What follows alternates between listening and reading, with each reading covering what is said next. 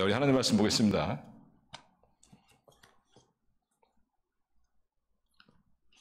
오늘은 29장, 창세기 29장과 30장, 우리 두 장에 걸친 말씀이지만 시간 관계상 부분만 읽도록 하겠습니다.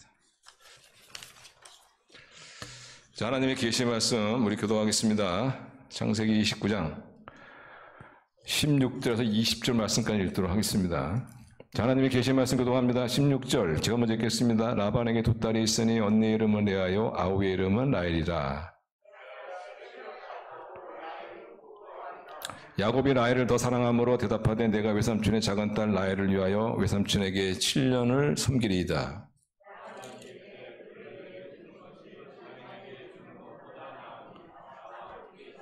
20절 같이 있습니다. 야곱이 라헬을 위하여 7년 동안 라반을 섬겼으나 그를 사랑하는 까닭에 7년을 며칠까지 여겼더라. 우리나라 말에 그 인과응보라는 말이 있죠. 사실상 인과응보라는 말은 기독교적인 용어는 아닙니다. 그런데 우리 성경에 보시면 인과응보와 좀 비슷한 그런 말이 있습니다. 갈라디아서 6장 한번 여러분 시간 되시면 나중에 읽어보시면 거기에 하나님을 만으로 여기지 말라 하시면서 말씀하시면서 심은 대로 거둘 것이다 이런 말씀하십니다. 너희가 육의 것을 심으면 육의 것을 거둘 것이요 영의 것을 심으면 영의 것을 거두리라. 의의 생명의 열매를 얻으리라. 이렇게 말씀이 있는 것처럼 인과응보하고 좀 비슷한 그런 기독교적인 용어인데 그것을 우리는 심은 대로 거둔다 하는. 근데 여러분 심은 대로 거둔다는 것이 우리의 삶을 지배하는 영적 원리인 거 아세요? 이 원리가 우리의 삶을, 이 원리를 가지고 이 법칙을 가지고 하나님께서 이 만물을 다스릴 뿐만 아니라 자신의 백성들도 하나님께서 다스리십니다. 그래서 이런 원리를, 이런 원칙을 가장 잘 나타내 주는 것이 오늘 본문 말씀이에요. 오늘 본문에 그 야곱이라는 사람이 등장하는데 야곱이라는 사람이 형 에서가 그 배고픔을 참지 못하는 형 에서의 약점을 이용하고 그리고 앞이 잘 보이지 않는 아버지 이삭의 또 그 약점을 이용해가지고 속이잖아요. 속여서 형 에서의 장자권을 빼앗고 아버지로부터는 장자의 축복을 빼앗지 않습니까? 그런데 이런 야곱이 오늘 본문에 보시면은 고수를 만납니다. 고수를. 자기보다 훨씬 더 머리가 잘 들어가는 고수를 만나가지고 이 사람이 누구냐? 라반이라는 사람이에요. 라반. 이 사람한테 아주 자기가 형을 속이고 아버지 이삭을 속여가지고 했던 그것을 그대로 이 라반으로부터 받습니다. 그래서 이 야곱을 보면서 야 정말 이 심은 대로 거둔다는 법칙이 정말 그대로 우리 삶 가운데 일어나고 있구나 하는 것을 우리가 알 수가 있어요. 우리가 지난주에 살폈지만은 야곱이 베델에서 하나님을 만나고 그리고 이제 그 외삼촌 라반의 그 집으로 가지 않습니까? 외삼촌 라반의 집이 어디냐면 하란이라는 곳에 있습니다. 하란. 베델에서 하란이라는 곳은 굉장히 먼 곳이거든요. 근데 어떤 우여곡절 끝에 하나님의 은혜 가운데 이 야곱이 그 하란 근처까지 와요. 근처까지 와서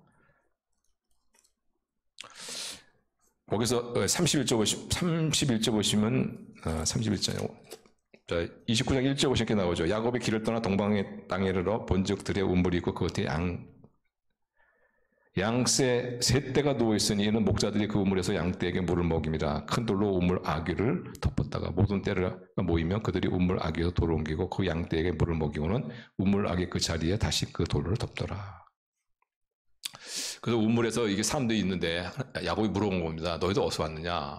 그러니까 야곱이 그들에게 이르되 내 형제여 어디서 왔느냐? 그들이 이르되 하란에서 왔느냐. 하란 그러니까 딱 떠오르는 거죠. 아 외삼촌 사는 곳이구나. 그러면 이 외삼촌 라반과 좀 연관 있는 사람이 아니겠느냐.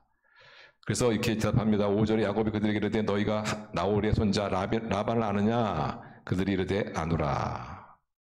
그래서 이 라반하고 혹시 라반의 딸들이 아닌가? 라반이 혹시 그 종들이 아니냐? 이런 생각을 하고 있을 때 그때 이제 그 라반의 딸 가운데 그 라헬이라는 딸이 양떼를 몰고 오는데 그때 처음 야곱이 라헬을 딱 봤는데 그냥 한눈에 그냥 뿅 갔어요.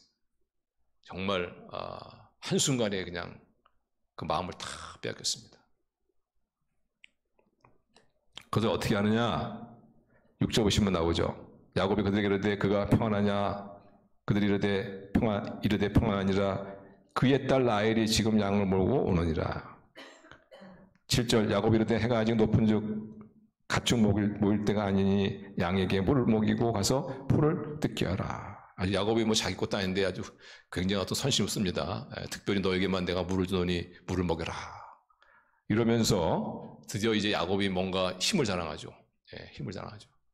그러니까 라헬 앞에서 지금 힘을 자랑하는 겁니다. 왜냐?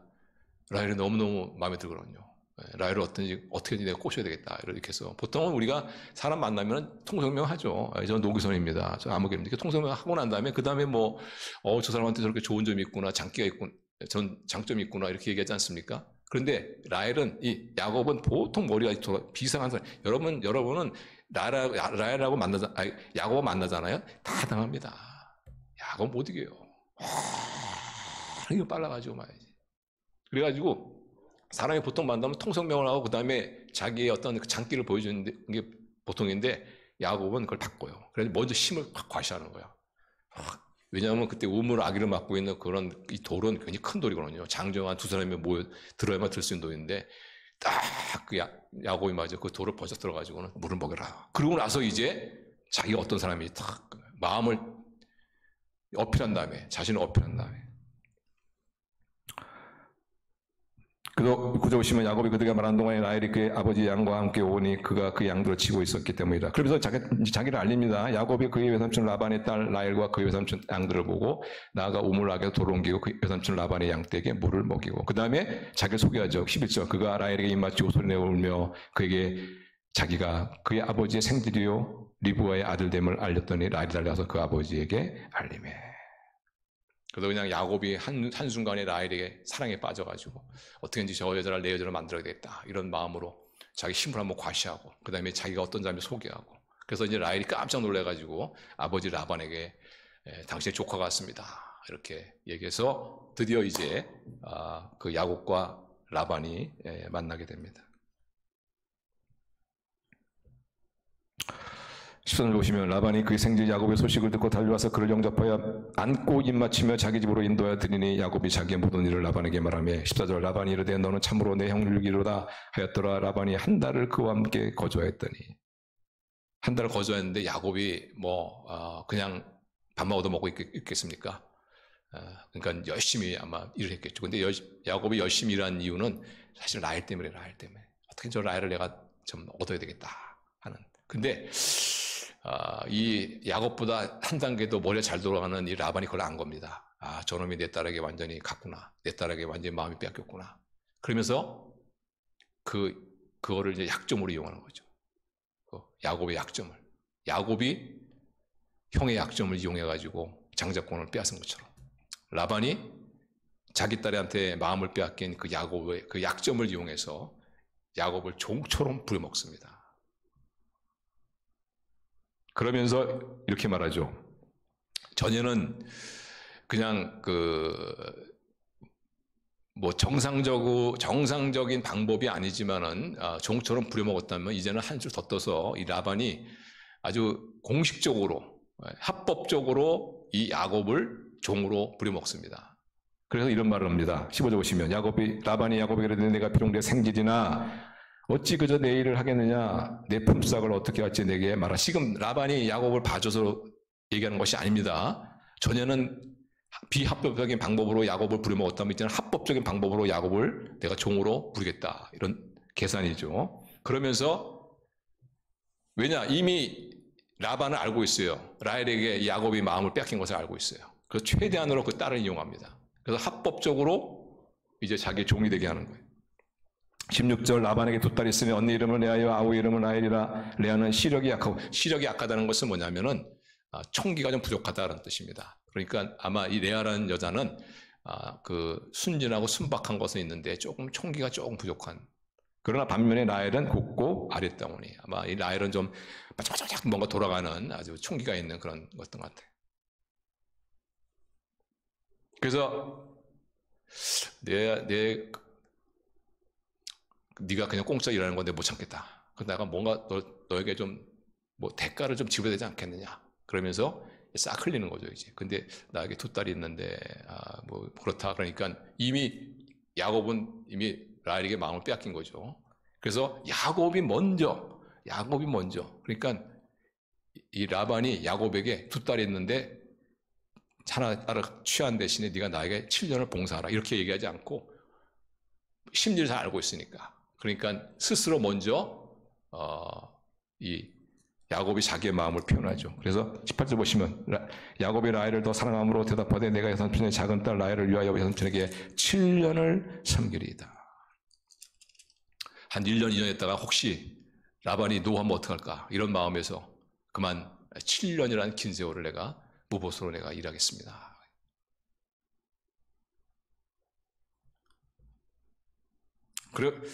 그렇게 먼저 청했는데 거기에 대해서 라반이 뭐라고 얘기했냐면요. 19절 보시면 라반이 이르되 그를 내게 주는 것이 타인에게 주는 것보다 나으니 나와 함께 있으라. 이것도 확실히 고수죠. 고수입니다. 왜냐하면 내가 7년을 봉사하겠습니다. 그럼 알았다. 그럼 7년을 봉사하면 내가 내 딸을 주겠다. 이렇게 얘기하지 않았어요. 라반이 그렇게 얘기하지 않고 그건 뭐 남한테 주는 것보다는 내 조카한테 주는 게 낫지. 이런 식으로 해서 나중에 7년 후에 더 일해라 해도 전혀 법적으로 문제가 되지 않는 보통 이 사람이 라반이라는 사람이 아마 제가 라반이 이 시대에 태어났다면 최고의 정치인이 됐을 겁니다. 최고의 정치인. 아무도 따라하지 못하는 아주 머리에 비상한 거예요. 그러니까 지금 이 야곱이 자기가 돌아가는 머리를 가지고 그 형 속이고 아버지 속이고 그런 못된 짓을 했던 이 야곱이 자기보다 더 고수를 만난 겁니다. 그래가지고 속임 당하는 거예요. 착취당하는 거예요. 착취당하는 거예요. 그래서 우리는 이걸 보면서 정말 심은 대로 그대로 거두는구나 하는 것을 우리가 야곱의 이 모습에서 발견할 수가 있습니다. 근데 20절 보시면 맞죠? 20절이 같이 읽어요. 시작. 야곱이 라헬을 위하여 7년 동안 라반을 섬겼으나 그를 사랑한 까닭에 7년을 며칠같이 여겼더라. 그래서 그만 자기보다 고수인 이 라반에게 당해가지고 꼼짝없이 합법적으로 한 푼 땡전 한 푼 받지 못하고 이제 종로로 타야 되는데 그 시간이 얼마나 힘들었겠습니까? 특히 라반이라는 사람이 얼마나 힘들게 하는 사람입니까? 많은 그런 어려움이 있었겠죠. 그럼에도 불구하고 그러나 야곱에게는 그 수고가 수고로 여기지 않았단 말이죠. 그 어려움이 어려움으로 여기지 않았다. 오히려 그 어려움이 즐거움으로 여겨졌다. 이게 시간이 빨리 가지 마야지. 7년이 수일 같더라. 7년이 아마 1년이 아마 하루 같았던 것 같아요. 얼마나 그 시간이 달콤했는지만. 라반으로부터 그런 혹독한 냉대를 받고 그 말도 안 되는 계약서에 계약을 하고 노동요금을 착취당했지만 그러나 그 시간이 힘들지 않았다는 거죠. 너무너무 빨리 갔습니다. 그 이유가 나오죠. 그것은 바로 라헬을 사랑했기 때문이다. 자, 이걸 보면서 이 사랑이라는 것은 수고로움을 수고로 느끼지 않게 하는 어떤 마력이 있는 것 같아요. 굉장히 힘이 있는 것 같아요. 우린 그런 거 주위에서 종종 보잖아요. 어떤 분 같은 경우는 그 불난 집으로 그 자녀를 구출하기 위해서 그냥 불 속에 뛰어들지 않습니까? 엄청난 그 사랑의 힘이죠. 제가 아직도 기억나는 거는 그 아마 외국에서 일어났던 일인데 그 아이가 놀다가 그 트랙터에 깔렸어요.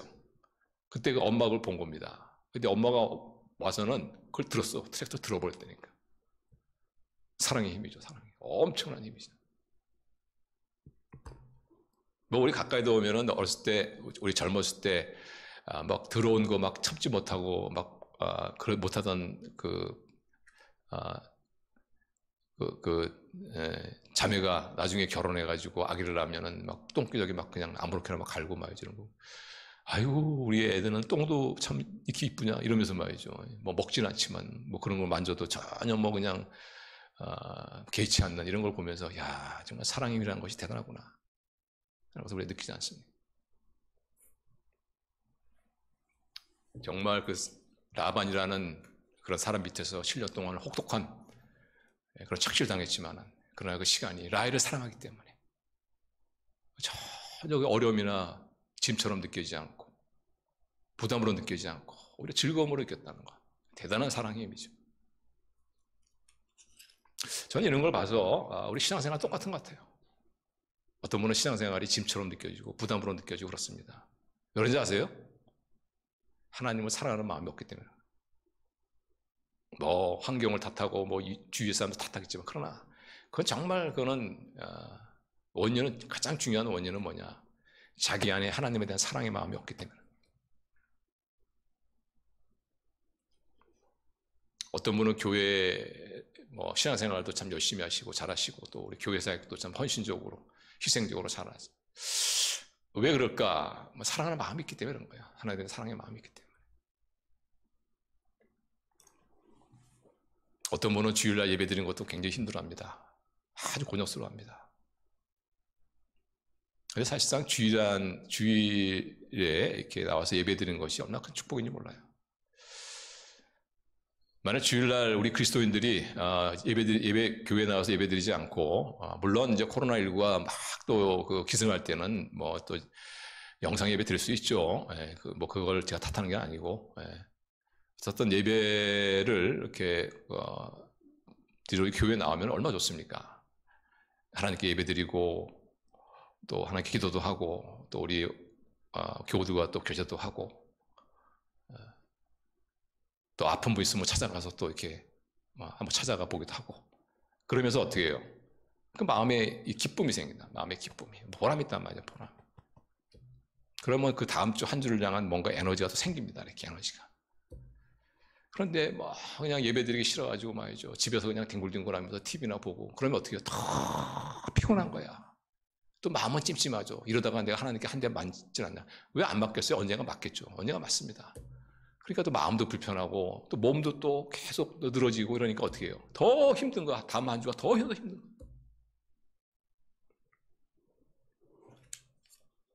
그런데 어쨌든 간에 우리가 하나님을 섬기고 우리 하나님을 믿는 이런 믿음 생활에 있어서 자꾸 그것이 짐으로 여겨지고 부담으로 여겨진다는 것은 그 이유는 뭐냐? 하나님에 대한 사랑의 마음이 없기 때문이다. 하나님에 대한 사랑의 마음이 없기 때문에. 하나님에 대한 사랑의 마음이 있으면 하나님을 섬기고 하나님을 예배하고 주님의 또한 일을 하는 것, 그것이 뭐가 이렇게 부담이 되겠습니까? 오히려 더 감사가 되는 것이 하나님 나 같은 것을 구원해 주시고 나에게 이런 영광스러운 사역을 맡겨주시고 하나님 감사합니다. 사람은요 자기가 뭔가 보람을 느낄 때 에너지가 나오는 거예요. 보람을 느낄 때 에너지가 나오는 거예요.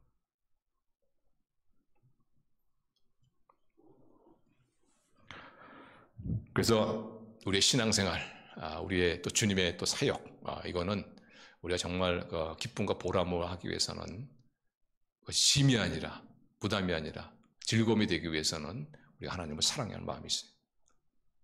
그럼 우리가 어떻게 하나님을 사랑할 수 있느냐? 인간은 자기중심적인 존재입니다. 이기적인 존재이기 때문에 먼저 하나님의 사랑을 받아야 돼. 받지 않고서는 하나님을 사랑할 수 없습니다. 그러나 우리는 하나님의 사랑을 많이 받은 줄로 믿습니다. 얼마나 많은 사랑을 받았습니까? 구원 하나만 놓고도 그동안 받았던 것과는 비교할 수 없는 하나님의 사랑이죠. 그래서 우리가 하나님을 사랑하려면 하나님께 받은 그 구원의 은혜, 하나님의 축복, 이것을 우리가 묵상하고 이것을 다시 되뇌이면서 하나하나 그것을 선포하는 겁니다. 하나님, 저를 구원해 주셔서 감사합니다. 하나님, 제가 이렇게 어디로 가야 할지 모를 때 저한테 지혜를 주셔서 감사합니다. 하나님, 제 자녀를 돌봐주셔서 감사합니다. 이런 감사를 선포할 때마다 그때 우리 마음에 하나님을 향한 사랑의 마음이 일어나는 거예요. 그래서 우리가 정말 우리의 신앙생활이 우리가 주님이 하시는 주님을 위한 그런 그 헌신과 수고 이런 것들이 정말 우리의 기쁨이 되고 우리의 보람이 되기 위해서는 우리가 좀 하루에 적어도 조금만 더 시간을 내서 하나님께 내가 받은 은혜, 축복들 이런 것들을 좀 생각하면서 말이죠. 하나님께 감사. 우리 하나님께 감사하시는 우리 큰 믿음의 사람들 되시길 바랍니다. 네. 뭐 저는 목사지만은 뭐 그렇게 뭐 우리 성도님 믿음이 좋으신 성도님만큼 또 그런 믿음은 없을지 모르지만 제가 한 가지 좋은 점이 있어요. 그게 뭐냐면 정말 저는 그냥 감사해. 정말 감사해. 어려운 일을 당해도 이상하게 제 마음, 제 입술에는 하나님 감사합니다. 근데 진짜 그런 마음이 생겨요. 또 그렇게 감사를 선포하다 보면요, 또 잘 풀립니다. 또 잘 풀려요. 그래서 하나님께서 좀 저한테 은혜를 주신 이 감사의 이 마음 얼마나 좀 좋은지 말이에요. 여러분이 지금 하나님을 사랑하는지 안 사랑하는지를 알 수 있는 방법이 있어요. 그게 뭐냐? 내 삶에 지금 감사가 있느냐 없느냐 그거 말아요. 감사가 있으면 하나님을 사랑하는 겁니다. 그러나 감사가 없으면 지금 하나님과 관계에 보통 문제가 있는 거 아니에요. 우리 성도님도 그런 경험이 있을 거예요. 그렇게 신앙생활 잘하던 그런 때가 갑자기 신앙생활에도 흥미를 잃게 되고 주님의 사역 이런 일하는 것도 굉장히 고적스러워하고 이럴 때 보면 그 삶을 한번 보세요. 감사가 없어요. 감사가 없습니다. 아주 메말라 있어. 바짝 메말라 있어. 아주 그냥 긴장되어 있어요. 이렇게. 마음의 여유가 없어요. 긴장되어 있어요.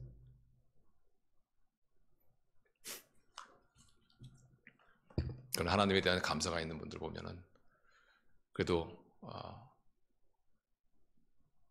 그 안에 하나님의 은혜가 흐르죠. 하나님의 은혜가 잔잔히 흐른다.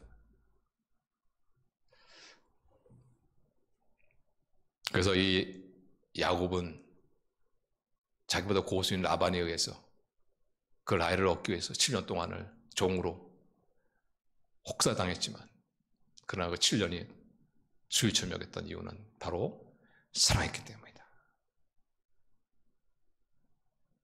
우리 성도님들도 우리 하나님 받은 은혜와 우리 축복을 생각하시면서 묵상하시면서 다시 한번 하나님께 감사를 선포하시면서 그래서 하나님을 사랑하는 그 뜨거운 사랑을 가지고 왜 이렇게 인생이 시간이 빨리 가지? 왜 이렇게 빨리 가나?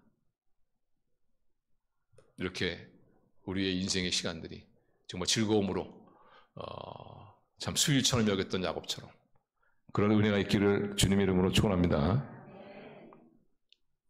근데 사실상 이 라반이요 7년 동안을 그 야곱의 약점을 잡아가지고 부려먹은 이걸로 끝나지 않습니다. 야곱이 자기 형 에서를 속이고 아버지를 속여가지고 장자권을 빼앗은 거기에 대한 혹독한 대가를 이 라반을 통해서 치르죠. 그래서 이제 드디어 7년이 끝나고 나서 야곱은 얼마나 마음이 들떴겠습니까? 이제 그 라헬이라는 여자가 나의 아내가 되는구나. 이제 결혼하는구나. 이제 그 사랑하는 여자와 님과 함께 초원 같은 초원 위에 집을 짓고 좀 살겠구나. 그런데 21절 보시면 이렇게 되어 있어요. 21절 보시면. 그래서 결혼식을 합니다. 자, 21절 보시면 야곱의 라반이 이르되 내 귀한 찼으니 내 아내를 내게 줘서 내가 그에게 들어갔나이다. 라반이 꽃사람을 다 모아 잔치하고 이제 결혼식 하는 겁니다. 그때 얼마나 야곱의 마음이 들떴겠어요. 저녁에 그의 딸 레아를 야곱에게로 데려가며 야곱이 그에게로 들어가니라. 야곱의 마음이 들떠가지고 막 정신이 없는데, 그래서 이제 어쨌든 결혼식을 치르고, 이제 사랑하는 레아와 라헬과 함께 이제 첫날을 딱 보내는데, 정신이 없었겠죠. 야곱은 너무너무 좋아가지고. 그래서 아침에 눈을 딱 떴는데, 굿모닝 서방님 그런데 보니까, 라헬이 아니고 레아인 것입니다. 얼마나 놀랐겠습니까, 야곱이. 아니, 당신은 누굽니까? 아니! 이렇게. 아마 여기 본문에는 기록이 안 됐지만 아마 야곱이 졸도했더라. 아마 분명히 그랬을 거예요. 얼마나 또 속인 거예요. 또 속였어요. 라반이 또 속였어. 그래가지고 야곱이 따집니다. 어떻게 이럴 수가 있습니까? 어떻게 이럴 수가 있습니까? 그때 라반의 사람은 보통 사람이 아니에요. 뭐로 대답하냐면요. 26절 보시면 라반이 이르되 언니보다 아우를 먼저 주는 것은 우리 지방에서 하지 아니하는 바이다. 이를 위하여 7일을 채우라. 우리가 그도 내게 주리니 내가 또 나를 7년 동안 섬기지니라. 그러니까 우리 지역에서는 절대로 아우가 형이나 언니보다 먼저 시집가고 장가하는 게 없다는 겁니다. 그게 법이라는 거예요. 그게 법. 그러니까 뭐 어떻게 꼼짝없이 다 한 거지. 그래서 다시 이 야곱이 그 라헬을 얻기 위해서 또 다시 7년 동안을 또 종으로 이제 그 라반을 섬기게 됩니다. 근데 여기서 우리가 좀 주목해야 될 부분이 뭐냐면은 사실상 이거 어이없지 않습니까? 어떻게 신부가 바꿔집니까? 어떻게? 그건 있을 수가 없는 얘기죠, 사실상. 이게 사기도 이런 사기는 없는 거죠, 사실. 그런데 여기 이렇게 사기를 당했는데 속임을 당한 이 야곱의 태도를 보면요, 야곱이 이 대목에서 뭐 막 격렬하게 항의한다든가 또는 막 뭐 원망한다든가 뭐 이런 게 없어요. 오히려 이것을 받아들입니다. 이렇게 받아들여요. 왜 받아들였느냐? 야곱 깨달은 거예요. 뭘 깨달았습니까? 자기가 한 짓을.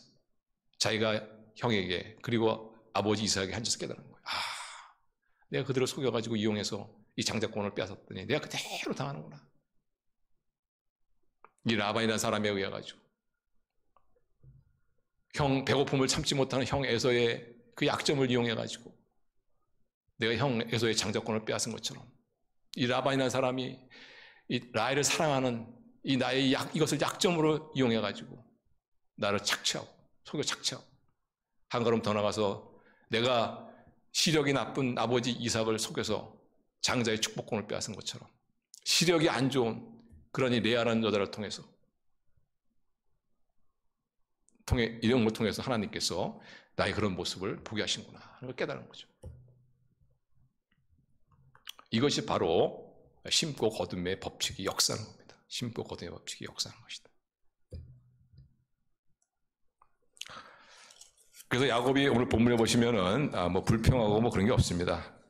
그걸 받아들여요. 그걸 받아들여요. 그래서 얼마든지 야곱은 그래도 어쨌든 이 문제는 보통 문제가 아니고 당시 잘못이니까 7년은 안 되고 1년으로 합시다 이렇게 할 수 있는데 그렇게 안 했어요. 7년 그대로 받아들입니다. 그래서 우리도 여기서 우리가 좀 살펴봐야 하는 것이 뭐냐면 우리가 어떤 남으로부터 뭔가 당했을 때 그때 나에게 그런 그 불이익을 위해를 가하는 그런 사람을 먼저 원망하고 탓하기 전에 돌아보는 겁니다. 하나님께서 내가 과거에 나도 모르게 사실 우리 사람은 많은 경우 죄를 짓고도 자기가 죄를 짓는다는 걸 몰라요. 사실 우리가 죄를 짓고도 죄를 짓는다는 것만 알아도 굉장합니다. 그렇게 훌륭한 사람이 없어요. 그렇게 훌륭한 인격이 없어요. 그러나 우리 약점은 뭐냐면 우리가 죄를 짓고도 거기서 죄를 지는 걸 모른다는 것입니다. 그래서 나에게 어떤 관계 어려움이 생기면 우리가 돌아보는 겁니다. 내가 과거에 내가 어떤 사람을 힘들게 했는데 그런데 그것을 모르고 있는 그런 내가 하나님께서 그것을 깨우쳐 주려고 알게 하시려고 어떤 누구를 보내서 나로 이런 일을 당하게 하는 것은 아닌가. 지금 심고 거둠의 법칙이 역사하고 있는 것은 아닌가. 돌아보고. 어떤 분이 만일 여러분에 대해서 부정적인 얘기를 막 하고 다니잖아요. 그럼 여러분 생각하셔야 되는 거예요. 저와 여러분 생각해야 되는 거예요. 내가 과거에 어떤 사람에 대해 부정적인 얘기를 한 것. 근데 그걸 몰랐던 것. 그것을 갖다 깨닫게 하려고 하나님께서 그 사람보다 더 센 사람을 나한테 보내셔가지고 이런 일을 당하게 하는 것이 아닌가.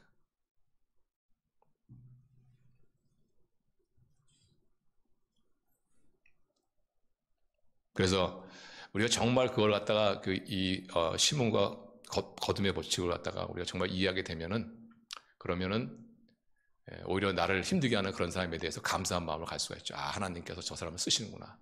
하나님께서 내가 몰랐던 그 나의 죄를 갖다 깨닫게 하기 위해서 보게 하기 위해서 하나님께서 저 사람을 쓰시는구나. 저 사람이 하나님께 쓰임받은 사람이구나 하는 그런 감사의 마음을 갖게 돼요. 그래서 나를 힘들게 하는 사람에 대해서 감사하는 마음을 갖게 되잖아요. 그 첫 번째 축복이 뭐냐면은 마음의 평안이 있습니다. 마음의 평안이. 그동안의 미움과 원망 이런 것들이 싹 사라지고 하나님께서 저 사람을 나를 훌륭한 사람으로 만드는 도구로 쓰시는구나 하면서 그 사람에 대해 감사한 마음을 가지게 되면은 그 사람으로 인한 미움과 이런 것들이 딱 없어집니다. 그래서 마음이 편안해요. 그리고 또한 두 번째 축복이 뭐냐면은 문제가 싹 해결돼요. 왜냐하면 이 문제는 왜 비롯되었습니까? 내가 과거에 어떤 사람을 힘들게 했는데 그것을 모르고 지냈다가 하나님께서 그것을 보게 하기 위해서 어떤 사람을 보내서 나를 힘들게 하기 때문에 그래서 그 사람을 통해서 내가 깨달았어요. 내가 과거에 그런 것을 했었지. 그래서 내가 그것을 돌아보고 깨닫고 회개하면 어떻게 해요? 싹 문제 해결되는 거죠. 그걸 위해서 하나님께서 그걸 하신 거니까. 그래서 우리 성도님들 물론 그렇지 않은 경우도 있을 수가 있어요. 그러나 또 어떤 경우도 그럴 수가 있어요. 그러니까 어떤 사람이 나를 힘들게 하거나 어떤 사람이 나를 속이거나 어떤 사람이 나에서 부정적인 얘기를 하거나 이런 걸 할 때는 일단 한번 돌아보는 겁니다. 내가 과거에 혹시 남을 속이거나 부정적인 얘기를 하거나 또는 힘들게 했던 그런 것은 없는가? 하나님께서 나를 돌아보게 하는 그런 건 아닌가? 신문과 거듭의 법칙이 역사하고 있는 것은 아닌가? 했을 때, 거기에 딱 걸리는 게 있으면은, 우리 회개하고, 오히려 나를 힘들게 하는 그 사람에 대한 감사한 마음을 갖고, 그래서 궁극적으로 문제를 해결해 주시는 하나님의 은혜를 체험하시는 저 여러분 될 수 있기를 바랍니다. 그래서 이 심음대로 거둔다는 이 영적 법칙은 우리 삶에 그대로 나타날 수 있는 것이고, 그러나 심고 거둔다는 이 영적 법칙은 언제나 부정적으로 접근할 필요는 없습니다. 이것을 다 긍정적으로 적극적으로 우리가 접근할 필요도 있어요. 그래서 잠언 22장 8절 9절 보시면 이런 말씀이, 우리 한번 같이 읽어요. 시작. 악을 뿌린 사람은 재앙을 거두고 분노하여 휘두르던 막대기는 기세가 꺾인다. 남을 잘 보살펴 준 사람이 복을 받는 것은 그가 자기의 먹을 거리를 가난한 사람들에게 나누어 줌이니라. 그러니까 악을 뿌린 사람은 재앙을 거두지만 선을 뿌린 사람은 축복을 얻는다는 뜻이죠. 그래서 우리가 악을 뿌려서 재앙을 거두지 않도록 조심해야 되겠지만은, 그러나 우리가 적극적으로 선을 뿌려서 축복을 거두는데 애를 쓰는 그런 사람이 저와 여러분이 될 수 있기를 바랍니다. 그래서 마태복음 5장 7절 보시면 예수님께서 이런 말씀하신다. 같이 읽어요. 시작. 긍휼히 여긴 자는 복이 있나니 그들이 긍휼히 여김을 받을 것이며. 그래서 우리가 긍휼이라는 그 씨앗을 뿌리면은 우리가 정말 필요할 때, 그때 우리가 어떤 사람을 통해서 하나님의 긍휼을 맛볼 수 있다. 그래서 우리는 악을 심어서 재앙을 거두지 않으려고 이렇게 조심하는 것보다는, 그것도 필요하지만은, 그러나 적극적으로 우리가 선을 심어서 축복을 거두는데 더 우리가 힘을 써야 된다. 그래서 이게 좀 돈이 많으신 분들은 경제적으로 어려운 분 있으면 좀 도와주시기 바랍니다. 그러면 나중에 하나님께서 내가 경제적으로 어려움을 당할 때 또 하나님께서 도움의 손길을 또 보내주시고, 그것이 바로 심고 거둠의 법칙. 외로우신 분 있으면 찾아가셔서 좀 동무도 해드리시고, 그러면 내가 외로울 때 하나님께서 또 나의 외로움을 또 덜어줄 사람을 보내주십니다. 이렇게 보내주세요.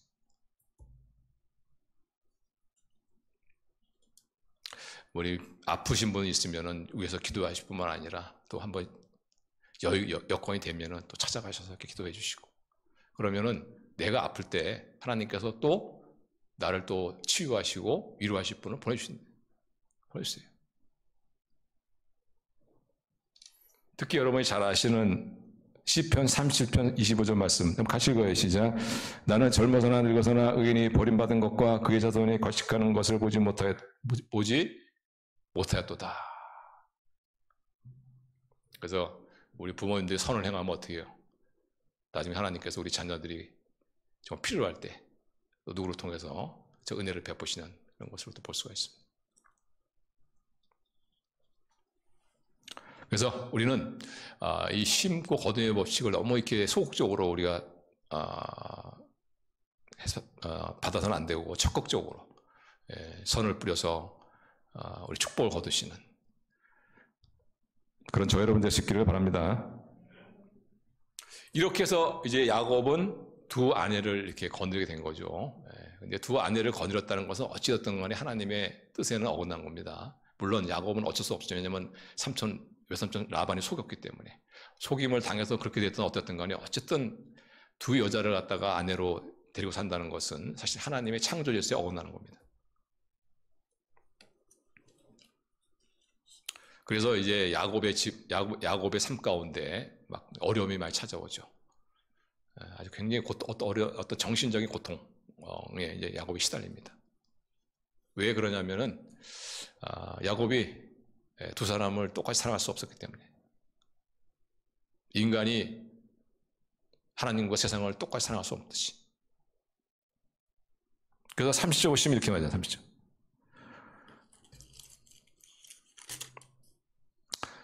30절이 아니고 30장 1절 보시면 30장 30절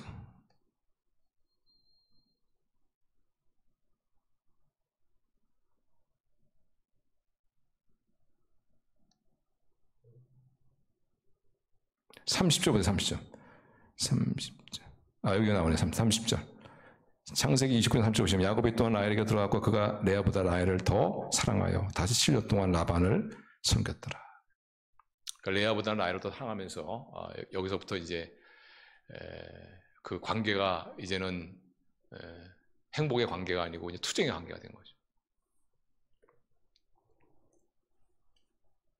그래서 하나님께서는 야곱이 라헬을 더 사랑했기 때문에 공의의 하나님께서는 먼저 누구의 태를 열어주셨냐면 레아의 태를 열어줍니다. 그래서 레아를 통해서 4명의 아들을 낳게 하죠. 근데 거기 그 4명의 아들의 이름을 짓는데 그 이름을 보면은 거기에 남편으로부터 사랑받지 못하는 여자의 한을 우리가 읽을 수가 있습니다. 첫 번째 아들이 루벤이죠, 루벤. 자, 32절 보시면 레아가 임신하여 아들을 낳고 그 이름을 루벤이라 이르되 여호와께서 나의 괴로움을 돌보셨으니 이제는 내 남편이 나를 사랑하리로다 하였도다. 사랑받지 못한 그 여자에 대한 안타까운 그런 마음, 아들의 이름에 표현되어 있죠. 두 번째 아들이 누굽니까? 시므온이죠. 33절 그가 다시 임신하여 아들을 낳고 이르되 여호와께서 내게 사랑받지 못함을 들으셨으므로 내게 이 아들을 주셨도다 하고 그의 이름을 시므온이라 하였다. 시므온이라는 뜻이 뭐냐? 사랑받지 못하였다 하는 그 여자의 그 한이 성기는. 그 다음에 세 번째 아들이 레위죠. 레위 34절 그가 또 임신의 아들을 낳고 그에게 세 아들을 낳았으니 내 남편이 지금부터 나와 연합하리로다 하고 그 이름을 레위라 하였다. 그래서 이 하나님의 뜻에 어긋나는 이런 것들이 계속되어지면서 이제 야곱의 삶 가운데 이 투쟁과 분열, 이 갈등 이런 것들이 일어나고 있는 것을 볼 수가 있습니다. 특별히 레아를 사랑하지 못해서 레아의 마음 가운데 사랑받지 못한 그 남편에 대한 원망, 그런 한들을 우리가 볼 수가 있습니다. 그런데 또 라헬 쪽에서 보면은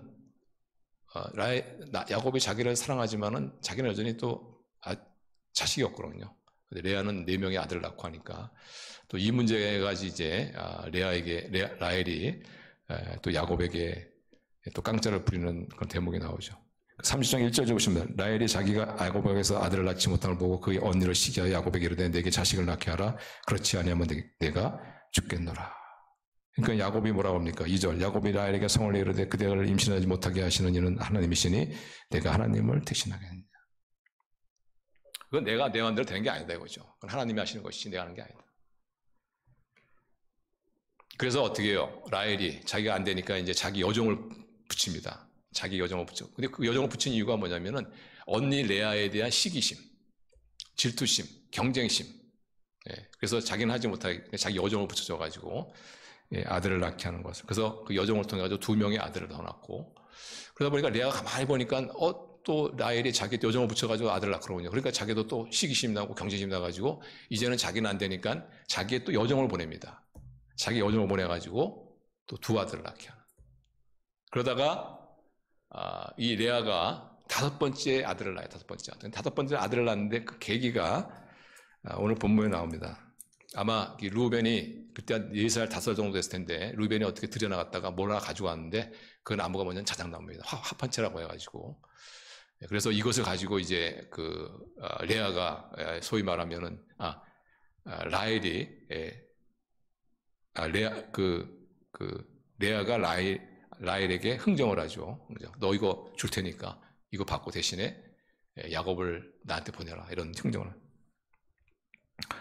자, 그것이 14절입니다. 밀 가운데 루벤이 나가서 들레에서 합판체를 얻어 그의 어머니 레아에게 줬더니 라헬이 레아에게 이르되 언니의 아들의 합판체를 청구하노라. 레아가 그에게 이르되 내가 나의 남편을 빼앗은 것이 작은 일이냐. 그런데 내가 내 아들의 합판체도 빼앗고자 하느냐. 라헬이 이르되 그러면 언니의 아들의 합판체 대신에 오늘 밤에 네 남편이 언니와 동침하리라 하리라. 저물 때 야곱이 들에서 돌아오매 레아가 나가서 그를 영접하여 이르되 내게로 돌아오라. 내가 내 아들의 합판체로 당신을 샀노라. 그 밤에 야곱이 그와 동침하였더라. 모르겠습니다. 이게 정상적인 가정인지 잘 모르겠어요. 뭐 그냥 하루는 이 밤에 왔다. 오늘 내가 돈 줄 테니까 너가 와라. 뭐 이런 게 도대체 이게 완전히 정말 개판입니다. 어떻게 이렇게 개판이 되었을까? 하나님의 뜻에 어긋나는. 그래서 우리도 하나님의 뜻에 어긋나는 그런 길을 계속 가면은 우리의 인생이 속된 말로 개판이 됩니다. 하나님께서는 우리를 만드신 분이기 때문에 우리가 어떻게 하면 행복한지 가장 잘 아시는 분이죠. 그래서 하나님께서는 이렇게 살아라, 이렇게 살면 행복할 것이다 하며 주신 것이 뭐냐면 계명입니다. 또 하나님께서는 우리가 어떻게 살아야지 행복하는 걸 잘 아시기 때문에 이렇게 이거 하면 안 된다 하며 주신 것이 바로 계명이죠. 근데 마귀는 어떻게 합니까? 하나님 뜻대로 살면은 재미없다, 고래타분하다, 아마 인생이 짐이 될 거다, 너의 자유가 구속을 당할 것이다. 그러니까 네 마음대로 살거나 네 자유를 따라 살아라, 내 마음의 욕정을 따라 살아라, 뭐 이런 식으로 나오겠죠. 근데 정말 하나님의 그 말씀대로 뜻대로 살면은 인생이 재미가 없을 것 같아요.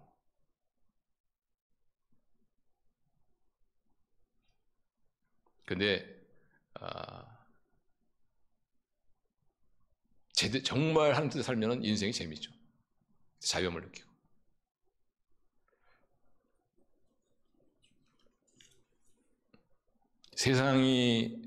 세상과 우리의 마음을 따라 살면은 사실 그 쾌락은 있어요, 쾌락은. 근데 그게 오래 못 갑니다. 오래 못 가. 오래 못 가고 대신에 우리의 삶이 이제 엉망이 되는 거예요. 질서가 무너지고 갈등과 분열, 이제 전쟁이 시작되는 거예요. 전쟁. 한마디로 말하면 인생이 팍 꼬입니다. 우리가 하나님의 뜻대로 살면은 우리의 삶에 질서가 있어요, 이렇게. 근데 하나님 뜻을 어긋나잖아요? 그럼 우리의 인생이 질서가 없어져 버려요. 혼돈돼, 혼돈. 그러면서 막 일이 꼬여, 일이 막 꼬여. 얽히고 설키고 복잡해집니다. 하나님의 뜻을 거스리면요, 따라하겠습니다. 인생이 복잡해진다. 복잡해집니다. 헤데이, 두통이 많아, 두통이. 복잡해. 잠도 못 일어. 밤에 잠이 안 와. 불안하고 두렵고.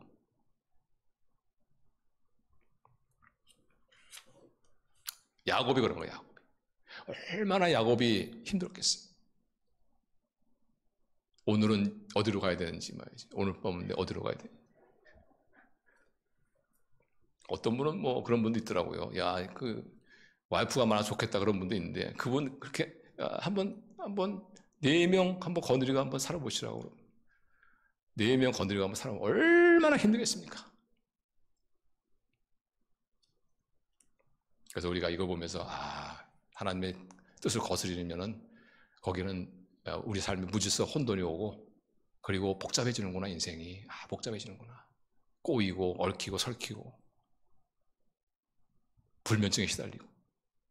그렇다고 해서 불면증에 시달리는 분은 또 다 그런 분은 아닙니다. 실제로도 불면증 있는 분이 있긴 있어요. 네.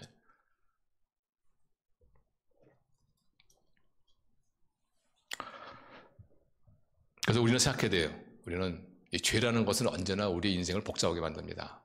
우리의 인생을 꽈배기처럼 꼬이게 만듭니다. 그래서 우리가 삶 가운데 자꾸 이렇게 인생이 꼬이고, 자꾸 내 마음에 어떤 불안과 두려움이 있고, 뭔가 이렇게 마음의 여유도 없고, 자꾸 이렇게 뭐 비극적인 생각만 들고, 이러면은 생각을 해야 되는 거예요. 내가 좀 하나님의 뜻을 거스르는 어떤 게 내 삶 가운데 있지 않는가. 그런 게 있으면 이제 우리가 회개하는 거죠. 회개라는 것은 보통 이 지정의가 다 들어가야 됩니다. 지적으로 우리가 그 죄를 인정하고 동의하고, 그 다음에 감정적으로 그 죄에 대해서 마음 아파하고, 그리고 의지적으로 다시는 그 죄를 짓지 않겠습니다. 결단하고. 그리고 우리가 회개하면은 하나님께 용서해 주십니다. 그러면서 어떻게 우리 삶에 질서가 생기고, 혼돈이 물러가고, 꼬였던 것들이 이제 하나씩 풀어지는 그런 것을 우리가 경험하지 않습니다. 경험하신 적 있죠? 죄를 지은 적이 없어서 경험한 적이 없었어요.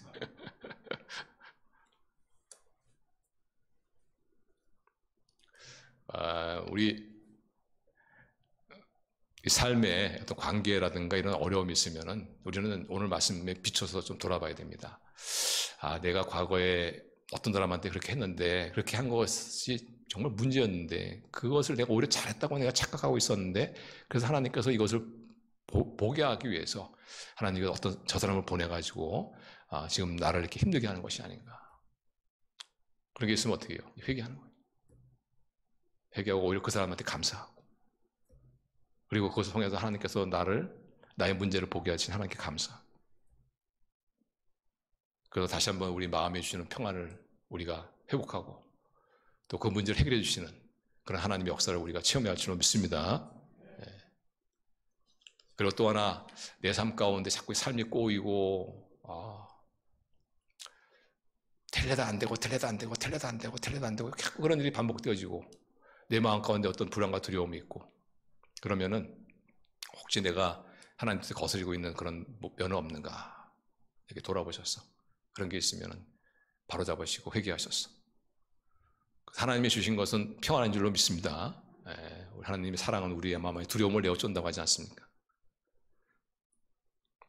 그래서 우리의 꼬인 삶을 풀어주시고 갈등을 제거해 주시고 우리 자녀들이 마땅히 누려야 될 우리 기쁨과 우리 평안과 우리 감사를 맛보시는 그런 저와 여러분 되시기를 주님의 이름으로 축원합니다.